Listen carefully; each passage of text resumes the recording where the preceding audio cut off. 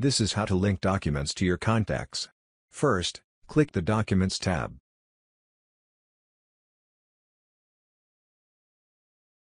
Then, click the Add plus sign to add a new document row to the list.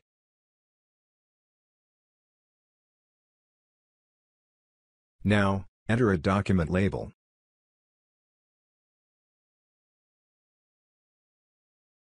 Click on the import icon and select the document that you want to link.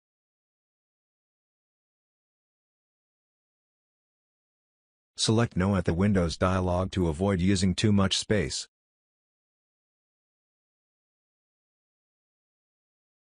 The document path will be shown inside the field.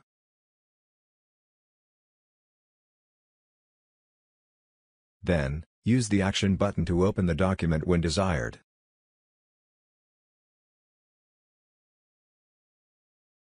Use the checkboxes to mark documents that are important to you.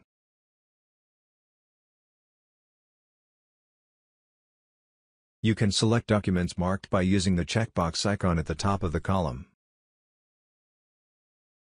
You can get more information by going to www.creditmoneymachine.com or to www.contactyourclient.com. Follow us on Facebook and check our posts for more videos and advice.